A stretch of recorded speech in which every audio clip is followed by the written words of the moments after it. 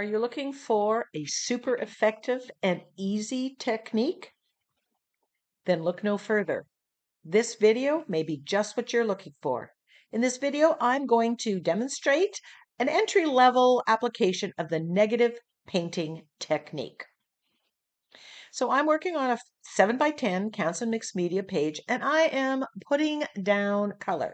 Now, at this point, I don't really have an idea of what I am going to end up doing.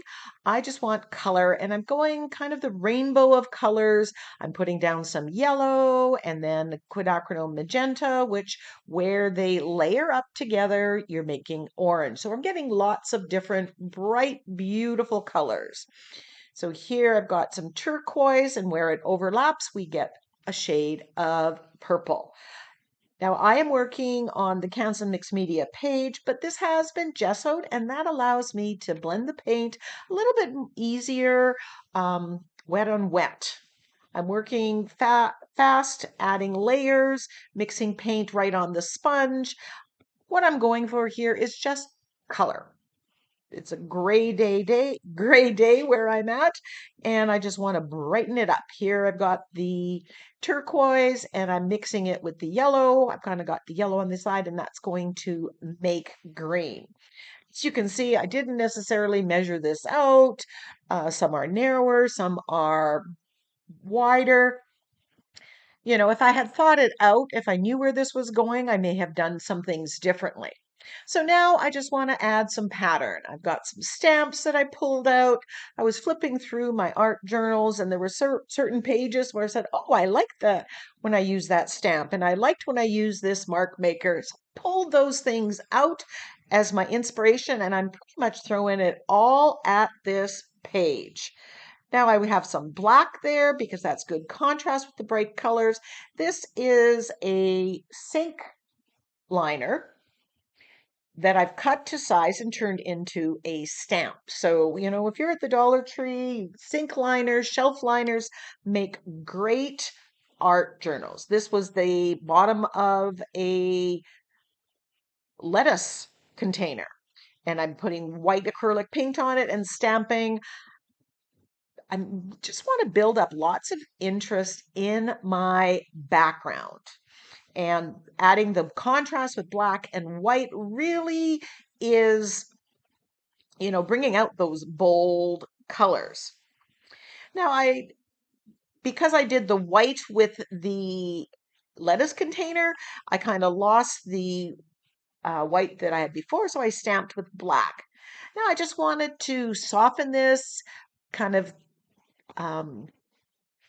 eliminate where one color began and ended. So I'm using a piece of drywall tape here and a stencil brush, and I'm putting some colors, contrasting colors on. So I'm putting the turquoise on the yellow and a turquoise on the orange red. I'm putting the quinacridone magenta on the blue and on the green. And because this is a very fine mesh and very fine stencil, because I'm basically using it as a stencil, it's kind of diffusing everything. It's pushing back all those layers that I've put before and kind of softening the look, kind of giving it a cloud-like feel. Now, if you had liked it at an earlier stage, you could have stopped there. As it was, I was simply having fun creating this colorful, bold background. And it was once it was done that I decided to do the negative painting technique. At this point, I thought, oh, I want to use one of my favorite stamps, my dot stamp. I'm putting white acrylic paint on all my stamps and using it on the stencils. And I'm just stamping this on here. I think I got a little carried away with the dots, but you know, I do love this dot stamp. A good basic all-purpose stamp, and we need these kind of things in our stash. At this point, I'm thinking I'm fairly close to being done. I'm going to splatter it with gold. I think the gold is really going to show up on these bright, bold colors, and it does. Now, when you are doing a page, if you're uncertain about whether you're done or not, it's a good opportunity to just walk away, take a break, and come back to it. And there is this background in all its loveliness. I love how everything's come together. And I start thinking, okay, now what? So I grabbed these blob people. I made myself some templates, blob people, different size heads, different size bodies, and I'm just lining them up here across the whole bottom of this page, and I'm outlining it with my Inktense pencil. Inktense because it's water activated, so I can, once I activate it, I will be able to see this better. But you could have used just a felt pen if that's what you have. I just always want something that's going to be permanent once it's at least activated. Now, some of you might be saying, well, Karen, can't you just eyeball it? These are pretty basic drawings. And the answer, of course, is yes. However, if you like the certainty of knowing a certain shape or whatever, make yourself a template and then use it. I have these 5 people. I can arrange them differently, alter the heights, and that gives me flexibility. I'm just going to put those aside and I'll be using them again. So as I said, I used my Inktense pencil here. And I am just activating that. I've got my angle brush and water, and I'm just activating it so I can see these people pop out. I want to see where that line is. And I want to activate this so that when I do the negative painting, which is coming up next, I'm not going to smear or discolor the background paint that I'm going to do.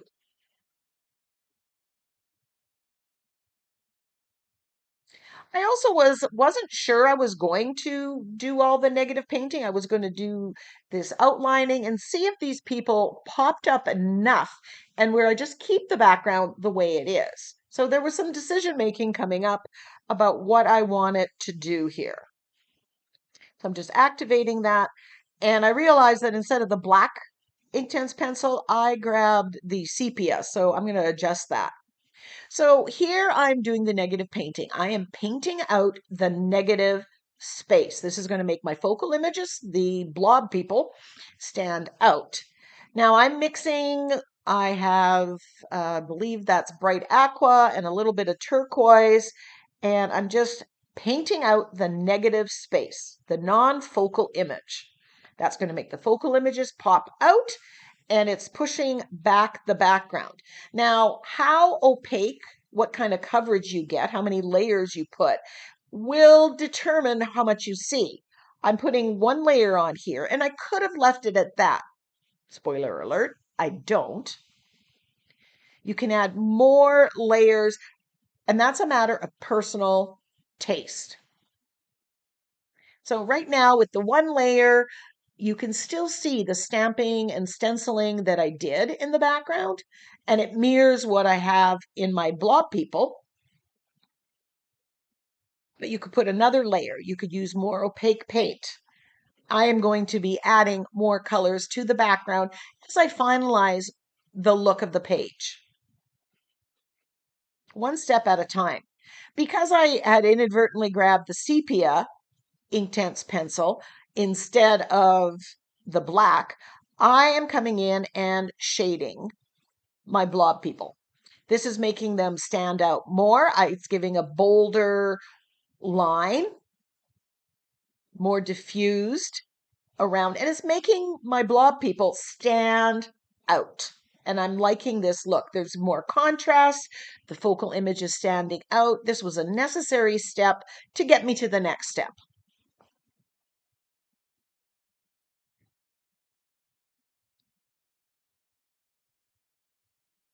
Now, when you're using negative painting, I could have had stars, I could have had Easter eggs, I could have had just random shapes, or a outline of a bird that you would do the same steps, painting out the negative space and bringing out the focal image.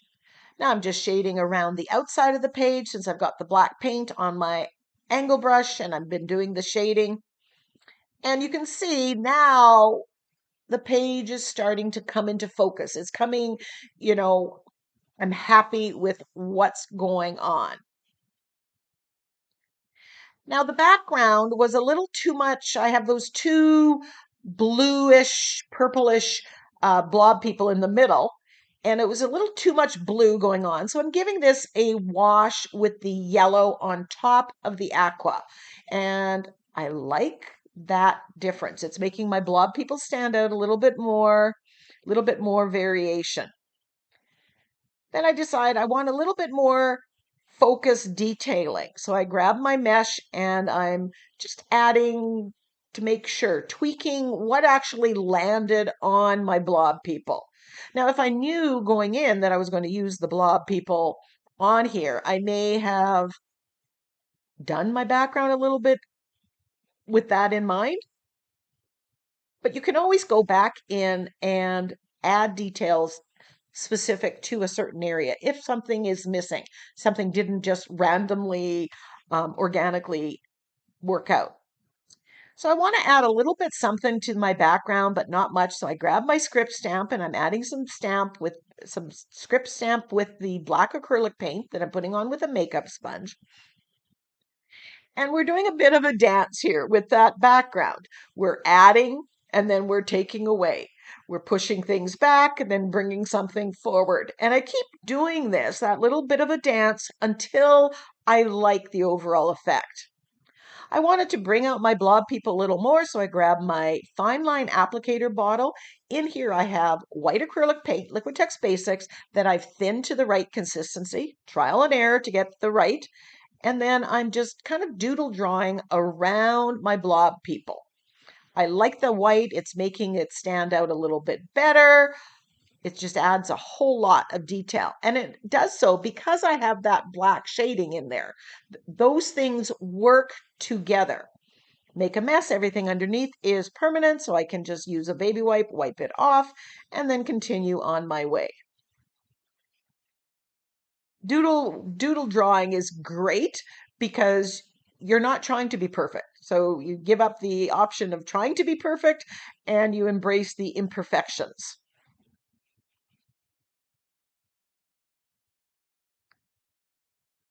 After giving that a dry, I'm just adding again a little bit of color, a little bit of solids on my blob people. So I go to each one. On the one that there's the lime green, I add a little more lime green. Then I add where there's the purple, I come in, or the magenta. And I'm just, again, tweaking it, making it work.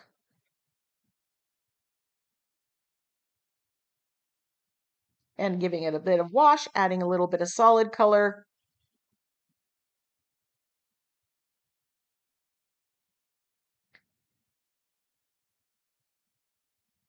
Just having fun. I'm embracing the process. Now I'm back to my background and I decide I want some stars in the background. I figure the blob people are looking up at the stars. So I grab this stencil from the Crafter's Workshop and I'm using my stencil brush, also from the Crafter's Workshop, and putting some magenta stars. This is bringing the magenta from the bottom up to the top, which I like. And as I'm doing this, I'm liking the effect, but it's like, okay, I don't want the background to get too busy. But again, I'm still well involved in that dance, putting stuff down, knocking it back, bringing things forward, knocking them back. Sometimes you just don't know when to stop. Eventually, we get there. Then I like the stars there, but I want some white stars. So I'm coming in and I'm doing white stars in between. And I'm loving using the stencil brush instead of the makeup sponge. It's just allowing me to be a little bit more precise. No, it's not blobbing the paint. I'm liking the white stars. I'm liking the background, although right now I'm thinking, oh, I may have just overdone it.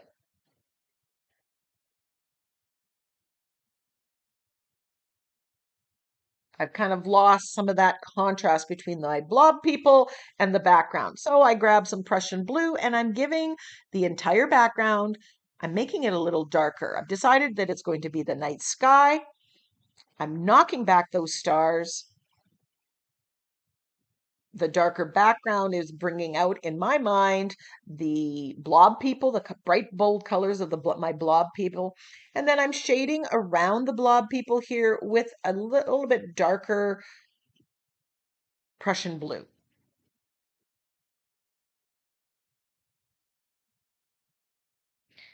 Mixed media, art journaling, all you're doing as you go, you're solving problems. You do one step and it's like, okay, now what? Okay, now what? Or how do I fix this? Or what do I need now? And that's why I really like it, because I like solving those problems, figuring out how to best make this work. I grab my Reach for the Stars sentiment pack and I grab the one that says, Never Stop Looking Up. And I'm bubble cutting it. And by that, I mean I'm just leaving a little bit of a white edge around it. I want to get rid of most of the white, but I do want a little bit of white so that it stands out from the background.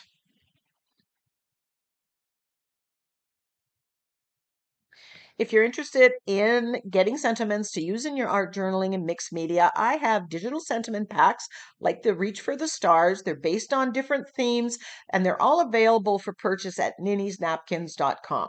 I'll put that link in the description box and you can check it out if it's something that you like. Now I'm playing with where do I want the sentiment to go. Again, I didn't have this all predetermined in my head. This is what I'm going to do. So I need to make what I have work with what I have. So there's lots of additioning. I move it around, think about it, move it around.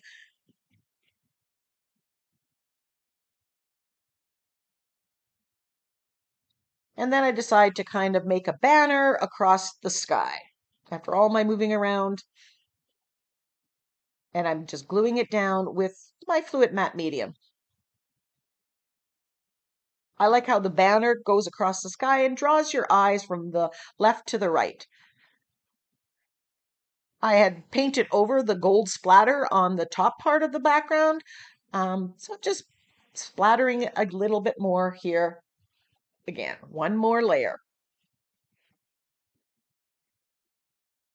So if you like the effect of the negative painting, this is a good entry-level application of it because it's a really easy to paint out the negative space. You're not dealing with small areas and you have bright colors.